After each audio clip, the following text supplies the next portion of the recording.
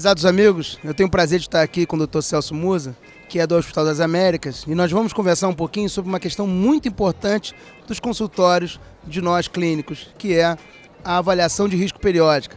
Dr. Celso, antes de mais nada, muito obrigado por conversar com a gente. Nós temos vários pacientes que chegam aos nossos consultórios pedindo uma avaliação de risco periódica, um check-up, né? E normalmente esses pacientes querem exames, querem saber sobre, principalmente, exames complementares. Eu queria que o senhor abordasse, por favor, qual é a estratégia que nós temos que ter nesses pacientes, que tipo de abordagem nós temos que fazer com eles e quais os exames, se forem necessários, que nós devemos fazer para esses pacientes. É um prazer estar aqui. Na verdade, a gente tem que ter uma noção que a qualidade de vida é o que tem maior impacto no nível de mortalidade cardiovascular.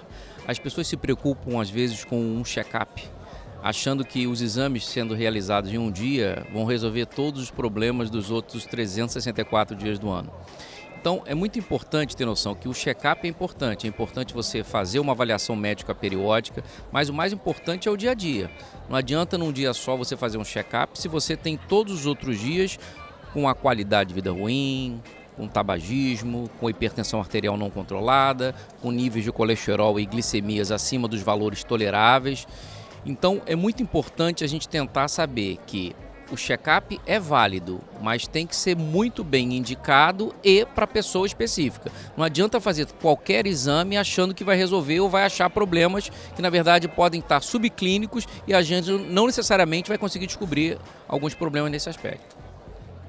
Dr. Celso, muitos pacientes chegam aos nossos consultórios falando sobre histórias familiares de doença cardíaca, até porque a doença cardíaca é uma doença muito prevalente. Então, a chance de termos um familiar que tenha tido problemas cardíacos é muito grande.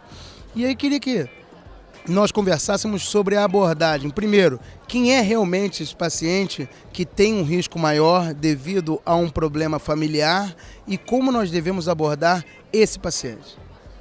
Primeiro, em relação à idade. A idade é um fator de risco muito importante na doença coronariana. À medida que você vai ficando mais envelhecido, os fatores vão acontecendo, você vai ficando cada vez mais hipertenso, as glicemias vão subindo. Normalmente existe uma série de aspectos que têm que ser avaliados em relação à idade. E uma coisa muito importante é a história familiar de doença coronariana. A genética, a hereditariedade é muito importante. Às vezes a gente pergunta a genética, aí pessoas falam, meu bisavô teve um problema. O que importa pra gente é pai e mãe, irmão consanguíneo. Se você tem um pai ou uma mãe que teve uma doença coronariana precoce, antes dos 60 anos mais ou menos, dependendo, a diferença é pouca em relação ao sexo masculino ou feminino, mas vamos botar 60 anos. Se a pessoa tem uma doença coronariana antes dos 60 anos, esse filho dessa pessoa, ela tem um grande risco de ter doença coronariana. Às vezes é muito comum a gente falar sobre tabagismo e às vezes um comentário assim, mas meu avô fumou a vida inteira e não teve nada. Ou às vezes tem outras comorbidades que possam não ter impacto. Mas as pessoas que têm uma hereditariedade forte de doença coronariana têm que ter um cuidado extra, porque são pessoas sérias, são sérios candidatos ao desenvolvimento de doença coronariana no decorrer dos anos. E aí, como nós abordamos esses pacientes? Quer dizer, mesmo pacientes assintomáticos merecem um teste ergométrico? Que outro tipo de avaliação nós podemos lançar a mão nesse paciente do consultório? Perfeito.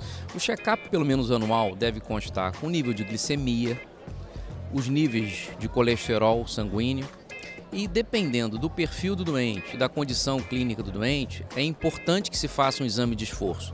Às vezes as pessoas se preocupam muito, mas o exame de esforço pode ter alguma complicação do exame durante o esforço?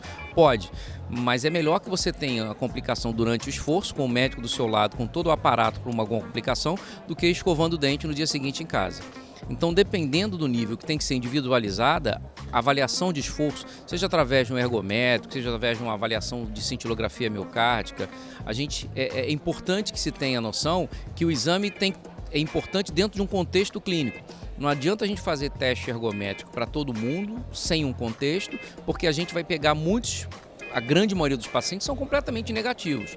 E muitos pacientes, o teste ergométrico às vezes não vai ser suficiente. Você tem que fazer outros exames mais apurados para detectar problemas que possam estar subclínicos nos pacientes de altíssimo risco.